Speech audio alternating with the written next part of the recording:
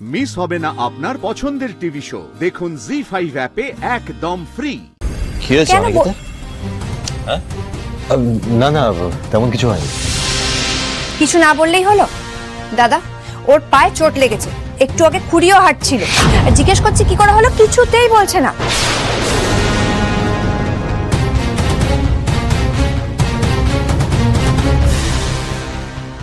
সর্বনাশ! চন্দ্রাশিস রায় যে আমাকে সন্দেহ করছে এটা আমার কাছে স্পষ্ট। এখন যদি আবার স্যার ধরা পড়েছেন। পায়ে কি করে আঘাত পেলে? ফাইট করতে গিয়ে?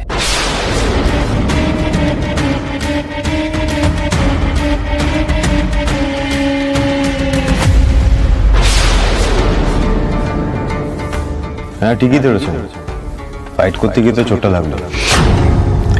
আসলে একটা ক্যাটারিং ইভেন্ট সামলানো তো একটা ফাইট করার থেকে কিছু কম নয়, তাই না?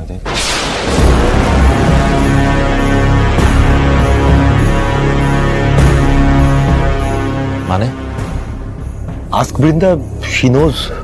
আমি যাওয়ার সময় বলে গেছিলাম যে একটা খুব এমার্জেন্সি এসে গেছে, আমাকে এক্ষুনি বেরোতে হবে, তাই। ও আমাকে বলেছিল ক্যাটারিং এর কাজ। হ্যাঁ ওখানে গিয়ে তো ওই ক্যাটারিং এর ওখানেই একটা বড় জলের ড্রাম আমার পায়ের উপর পড়ে এরকম চোট লেগে অবস্থা। কি বলুন, একা সব সামলাতে হয় তো। হোয়াট? জলের ড্রাম পড়ে গেছে পায়ের উপর? কই দেখ, আমায় দেখাও। না না করবেন একদম। যাক, কোন রকমে এখনকার মতো চাপা দেওয়া গেছে। কিন্তু এই বৃন্দা তো দেখছি কিছুতেই স্যারের পিছু ছাড়ছে না। তুই থাম না, তুই ওপরে যা, আমাদের কাজ আছে।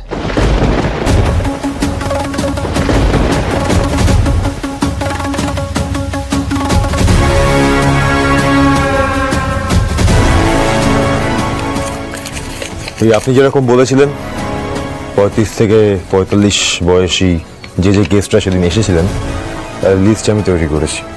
এর মধ্যে কিছু লোক ব্যবসায়ী, কিছু লোক বিদেশ থেকে এসছেন। আচ্ছা চন্দ্রশিস বাবু,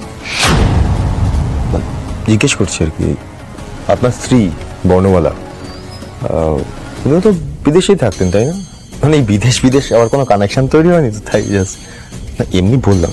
আপনি দেখুন দেখুন,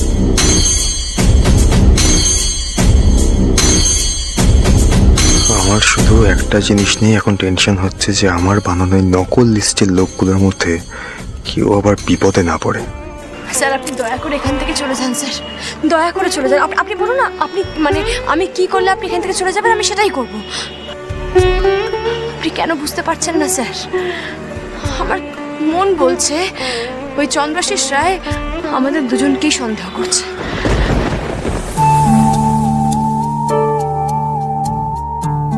আমারও এরকম কিছু একটা মনে হচ্ছে। জল মাথার উপর দিয়ে গড়াচ্ছে, খুব অ্যালার্ট থাকতে হবে আপনাকে। শ্যামলী, আর একটা রাতও আপনাকে এখানে একা ছেড়ে যেতে আমার খুব ভয় লাগছে। প্লিজ আপনি খুব অ্যালার্ট থাকুন। আর আমি কথা দিচ্ছি আপনাকে, আমি খুব তাড়াতাড়ি আপনাকে এখান থেকে ঠিক বার করে নিয়ে যাবো, কথা দিচ্ছি। জি5 ডাউনলোড করুন আর সব এপিসোড দেখুন একদম ফ্রি।